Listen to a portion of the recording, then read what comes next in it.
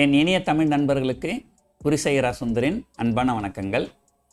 நான் இந்த எபிசோடில் இந்த மொரிஷியஸ் டேக்ஸ் ட்ரீட்டி அதுதான் இப்போ ரொம்ப டாக் ஆஃப் த டவுனாக இருக்குது. அதை பற்றி பேச போகிறேன். முதல்ல இந்திய பங்குச்சந்தையில் இந்தியர்கள் இருக்கிறாங்க. இந்தியன் ரீட்டைல் பீப்புளாக இருக்கலாம் அல்லது டொமஸ்டிக் இன்ஸ்டிடியூஷன்ஸாக இருக்கலாம். இது இல்லாமல் ஃபாரின் போர்ட்ஃபோலியோ இன்வெஸ்டர்ஸ் அல்ல எஃப்ஐஐஸ்னு சொல்லுவாங்க. அதை இப்போ ஃபாரின் போர்ட்ஃபோலியோ இன்வெஸ்டர்னு சொல்கிறாங்க. அந்த ஃபாரின் போர்ட்ஃபோலியோ இன்வெஸ்டர்ஸ் நிறைய பேர் இருக்கிறாங்க. அவங்களுடைய நிறைய பணம் இருக்குது. ஸோ இந்த ஃபாரின் போர்ட்ஃபோலியோ இன்வெஸ்டர்ஸ் பேசிக்கலாக ரெண்டு விஷயத்தில் இருப்பாங்க. ஒன்று, அவங்க ஃபியூச்சர்ஸ் அண்ட் ஆப்ஷன்ஸில் ட்ரேட் பண்ணுவாங்க அல்லது கேஷ் மார்க்கெட்டில் முதலீடு பண்ணுவாங்க. பொதுவாக இந்த ஃபியூச்சர்ஸ் அண்ட் ஆப்ஷன்ஸில் ட்ரேட் பண்ணுறவங்களாம் பார்த்திங்கன்னா வெளிநாட்டினராக இருக்க மாட்டாங்க. அது உள்நாட்டு வெளிநாட்டினராக இருப்பாங்க. அது எப்படின்னா, இப்போ நான் பிறந்தது வளர்ந்ததெல்லாம் இந்தியாவில் தான். நான் சிங்கப்பூர் வேலைக்கு வந்தேன். அதனால் நான் சிங்கப்பூர் சிட்டிசன்ஷிப் வாங்கிட்டேன். இப்போ நான் எஃபிஐயை என்னால் ரெஜிஸ்டர் பண்ணிக்க முடியும். இப்போ நான் எஃபிஐயை ரெஜிஸ்டர் பண்ணிக்கினேன்னா நான் ஒரு எஃபிஐ தான். பட் ஆனால் நான் கேஷ் மார்க்கெட்டில் முதலீடு பண்ணுறதில்ல. நான் பெரும்பாலும் ஒரு ட்ரேடரு. ஃபியூச்சர்ஸ் அண்ட் ஆப்ஷன்ஸில் தான் ட்ரேட் பண்ணுவேன். இப்போது கேள்வி என்னென்னா, நான் எஃபிஐயை ரெஜிஸ்டர் பண்ணிட்டா நான் இந்தியன் கவர்மெண்ட்டுக்கு டேக்ஸ் பே பண்ண வேண்டியதில்லை. எதனாலன்னு சொன்னால், நான் ஒரு தனிநபர் வெளிநாட்டிலிருந்து இந்தியாவில் முதலீடு பண்ணுறேன். ஸோ எனக்கு இந்தியாவில் ஆஃபீஸோ ஸ்டாஃபோ எஸ்டாப்ளிஷ்மெண்ட்டோ எதுவுமே கிடையாது. அப்படி இருக்கும்போது எனக்கு ஒரு சாய்ஸ் இருக்குது. நான் ஒன்று இந்தியன் கவர்மெண்ட்டுக்கு டேக்ஸ் பே பண்ணலாம் அல்லது நான் சிங்கப்பூர் கவர்மெண்ட்டுக்கு டேக்ஸ் பே பண்ணலாம். அப்போ நான் இந்தியாவில் ட்ரேட் பண்ணும்போது லாபம் வந்ததுன்னா நான் இந்தியன் கவர்மெண்ட்டுக்கிட்ட என்ன சொல்லுவேன், நான் இந்தியன் கவர்மெண்ட்டுக்கு டேக்ஸ் பே பண்ண மாட்டேன், நான் சிங்கப்பூர் கவர்மெண்ட்டுக்கு பே பண்ணிக்கிறேன் அப்படின்னு சொல்லுவேன். எனிவே சிங்கப்பூரில் டேக்ஸ் கிடையாது.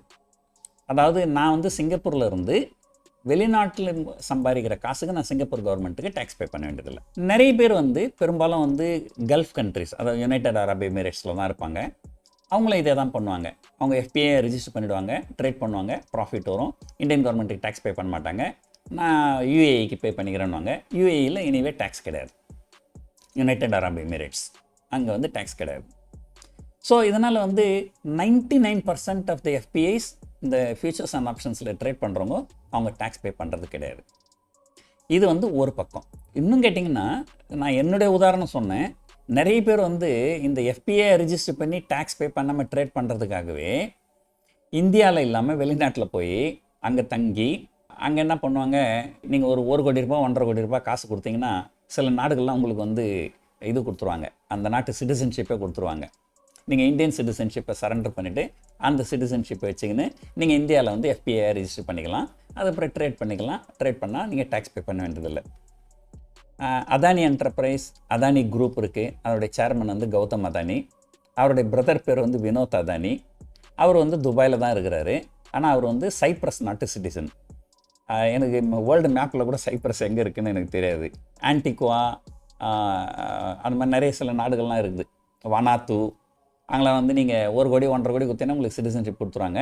நீங்கள் அதுக்கப்புறம் எஃபிஐ ரெஜிஸ்டர் பண்ணிக்கலாம். ஸோ இப்படி தான் நிறைய பேர் பண்ணுறாங்க. இதெல்லாம் பார்த்திங்கன்னா பெரும்பாலும் ஃபியூச்சர்ஸ் அண்ட் ஆப்ஷன்ஸில் ட்ரேட் பண்ணுறாங்க. பட் ஆனால் வினோத் அதானி ஃபியூச்சர்ஸ் அண்ட் ஆப்ஷன்ஸில் ட்ரேட் பண்ணுறதில்ல. அவங்களாம் ரொம்ப பெரிய ஆளுங்க. அவங்க கேஷ் மார்க்கெட்டில் தான் பண்ணுவாங்க. ஆனால் நிறைய வெளிநாட்டு முதலீடுகள் அவங்கெல்லாம் லாங் ஒன்லி ஃபண்ட்ஸ்னு சொல்லுவாங்க. அவங்க ஃபியூச்சர்ஸ் அண்ட் ஆப்ஷன்ஸில் ட்ரேட் பண்ண மாட்டாங்க. கேஷ் மார்க்கெட்டில் தான் பை பண்ணுவாங்க.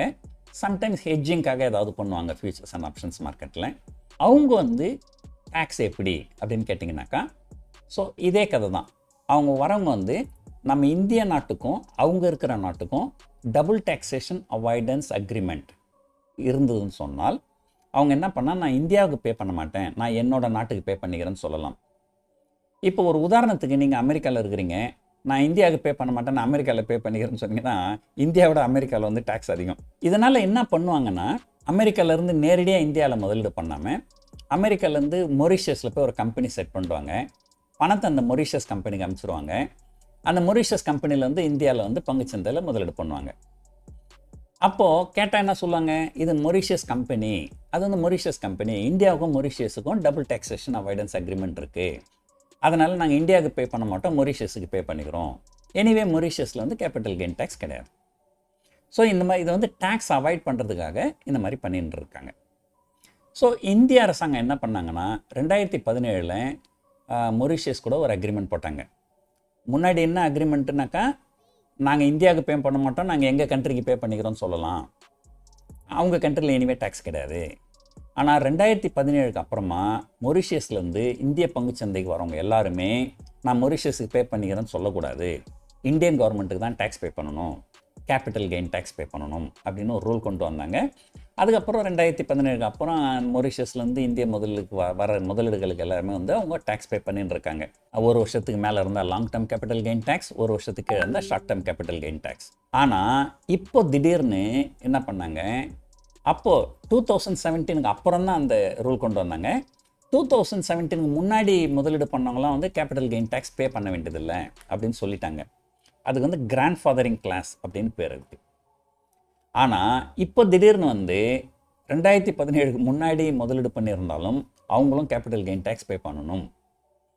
அவங்க வந்து ஒரு டெஸ்ட் ஒன்று இருக்குது, பிரின்சிபல் பர்பஸ் டெஸ்ட் அப்படின்ட்டு. அந்த பிரின்சிபல் பர்பஸ் டெஸ்ட்டை பாஸ் பண்ணணும். அப்படி பண்ணலைன்னா அவங்க 2017 முன்னாடி முதலீடு பண்ணியிருந்தாலும் இந்தியாவில் கேபிட்டல் கெயின் டேக்ஸ் பே பண்ணணும் அப்படின்னு ஒரு ரூல் சொல்லிட்டாங்க.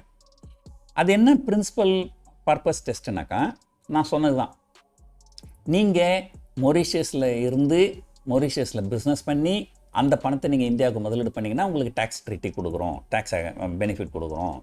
ஆனால் நீங்கள் அமெரிக்காவிலையோ வேறு நாட்டிலையோ இருந்து இந்த டேக்ஸ் பெனிஃபிட்டுக்காகவே நீங்கள் மொரிஷியஸில் ஒரு கம்பெனி ஆரம்பித்து அது மூலமாக பணத்தை கொண்டு வந்தீங்கன்னா உங்களுக்கு டேக்ஸ் பெனிஃபிட் கிடையாது அப்படின்னு சொன்னாங்க. இதுதான் வந்து பங்குச்சந்தைகள் வந்து ஒரு 2-3 நாளாக ரொம்ப கீழே இறங்கி இருக்கிறதுக்கு காரணம்.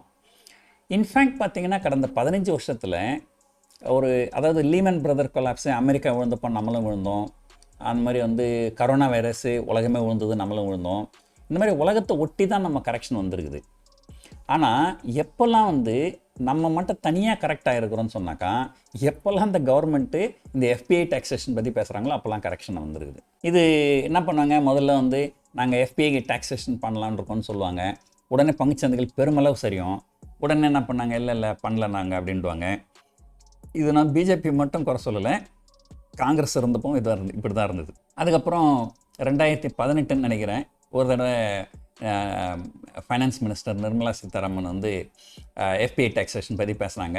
பங்கு சந்தைகள் பெருமளவு சரிஞ்சுது, எஃபிஐஸ் கண்ணை மூடின்னு விற்றாங்க. அதை பார்த்துட்டு கொஞ்சம் பயந்து போய் அதை என்ன பண்ணுறதுன்னு தெரியாமல் சரி எஃபிஐ டாக்ஸேஷன் இல்லைன்னு சொன்னதோடு மட்டும் இல்லாமல் ஒரே நாளில் ஓவர் நைட்டில் கார்ப்பரேட் டேக்ஸ் 30%லேருந்து 22% குறைச்சிட்டாங்க. அதுக்கு முன்னாடி finance minister Arun Jaitley 2014 promise பண்ணியிருந்தார், கார்ப்பரேட் டேக்ஸ் 30%லேருந்து 25% குறைக்கிறேன் அப்படின்னு சொல்லிட்டு 5 வருஷம் பீரியடில். அவர் குறைக்கவே இல்லை, சின்ன சின்ன கம்பெனிங்களுக்கு மட்டும் குறைச்சார், பெரிய கம்பெனிங்களுக்கெல்லாம் குறைக்கல. ஆனால் இவங்க இந்த எஃபிஐ டாக்ஸேஷன் ப்ராப்ளத்தினால ஓவர் நைட்டில் 30%லேருந்து 22% ஆகிடுச்சு. ஸோ எதுக்காக இதை சொல்ல வரேன்னா, இது வந்து ஒரு கேட் அண்ட் மவுஸ் கேம் தான். அப்பப்போ வந்து இவங்க வந்து இது சொல்கிறது, டாக்ஸேஷன் பண்ணி சொல்கிறது, பங்குச்சந்தைகள் சரியிறது, அதுக்கப்புறம் இவங்க இல்லைன்றது, இது வந்து கடந்த 15 வருஷமாக போயின்னு இருக்குது. இந்த மாதிரி இது எப்போ முடிய போகுது அப்படின்றது நமக்கு தெரியல. இன்ஃபார்ம்டு பீப்புளெலாம் முன்னாடியே தெரிஞ்சு வச்சுருப்பாங்க. இன்ஃபேக்ட் இந்த அக்ரிமெண்ட்டை அவங்க மார்ச் 7 சைன் அப் பண்ணிக்கிறாங்க, ஆனால் ஏப்ரல் மிடில் தான் வெளியே விட்டுருக்குறாங்க நியூஸை. ஸோ பங்குச்சந்தையில் ட்ரேடிங்கில் வந்து இந்த மாதிரி நிறைய ரிஸ்க்லாம் இருக்குது. திடீர்னு ஒரு கெட்ட நியூஸ் வருது, பங்குச்சந்தைகள் வந்து பெருமளவு சரியுது. உலக அரங்கத்தில் வந்து இந்தியாவுக்கு கூட இந்த டாக்ஸேஷன் பொறுத்த வரைக்கும் ஒரு நல்ல பெயர் இல்லை அப்படின்னு தான் சொல்லணும். ஸோ அந்த நல்ல பெயரை எடுக்கிறதுக்காக இந்தியா கொஞ்சம் முன் வர வேண்டும் அப்படின்றது தான் என்னுடைய கருத்து. டேக்ஸ் போடாதது அதெல்லாம் ஒரு அரசாங்கத்தோடைய விருப்பம், அதை யாரும் எந்த குறையும் சொல்ல முடியாது. விருப்பம் இருந்தால் நீங்கள் வாங்க பிஸ்னஸ் பண்ணுங்கள், இல்லைனா வெளியே போங்க. ஆனால் ரூலை மாற்றக்கூடாது. அதாவது இப்போ நீங்கள் கேபிட்டல் கெயின் டேக்ஸ் இல்லை வாங்கன்னு சொல்லிட்டு எல்லோரும் வந்ததுக்கப்புறம் இப்போ நாளையிலேருந்து கேபிட்டல் கெயின் டேக்ஸ் இருக்குதுன்னா அப்போ அவங்க மொத்தத்தையும் விற்கணும். அப்போ விற்கும்போது நஷ்டம் வரும். ஸோ ஒரு கிளாரிட்டி, அதாவது எந்த ஒரு ரூல் வந்தாலுமே இதுக்கப்புறம் வரவங்களுக்கு தான் அது அப்ளை ஆகணுமே தவிர ரிட்ராஸ்பெக்டிவ் எஃபெக்ட்னு சொல்லுவாங்க, பழைய தேதி வந்து எந்த ரூலும் கொண்டு வரக்கூடாது. ஆனால் இப்போ கொண்டு வந்திருக்கிற ரூல் வந்து ரிட்ராஸ்பெக்டிவ் எஃபெக்ட். 2017 முன்னாடி முதலீடு பண்ணவன் அவங்க டேக்ஸ் இருக்காதுன்னு நினச்சி வந்து முதலீடு பண்ணான், இப்போ அவனை டேக்ஸ் பே பண்ண சொல்கிறாங்க. ஸோ இந்த ஒரு கிளாரிட்டி அது வந்து கண்டிப்பாக வந்து இந்திய அரசாங்கத்துக்கிட்ட கிடையாது அப்படின்னு தான் உலக அரங்கம் நம்புகிறாங்க. அதுக்கு இந்திய அரசாங்கம் என்ன பண்ணணும் அப்படிங்கிறத யோசனை பண்ணணும். அதுவும் இல்லாமல் முக்கியமாக இந்த தடவை எலெக்ஷன் ரொம்ப கிட்ட இருக்குது. இந்த மாதிரி சமயத்தில் எதுக்காக இந்த பிஜேபி கவர்மெண்ட் இதெல்லாம் பண்ணாங்க அப்படிங்கிறதும் இன்னொரு பெரிய கொஷனாக இருக்குது. பார்ப்போம் என்ன நடக்குதுன்ட்டு, ஒரு 2 மாதம் போகட்டுமே. ஸோ இப்போ இந்த மொரிஷியஸ் டாக்ஸ் ட்ரீட்டி இஷ்யூ வந்தது, பங்குச்சந்தைகள் சரிஞ்சுது. உடனடியாக இஸ்ரேல் ஈரான் ப்ராப்ளம் வந்தது, சரிஞ்சுது. இன்னும் கொஞ்சம் நாள் ஆச்சுன்னா எலெக்ஷன் ஜுரம் வேறு வந்துடும். ஸோ பங்குச்சந்தைகள் அடுத்த 1-2 மாதத்துக்கு கொஞ்சம் அப்படியும் இப்படியுமா தான் இருக்கும், கொஞ்சம் கடினமாகத்தான் இருக்கும் ட்ரேடர்ஸ் பொறுத்த வரைக்கும். இந்த வீடியோ உங்களுக்கு ரொம்ப பிடிச்சிருக்குன்னு நினைக்கிறேன்.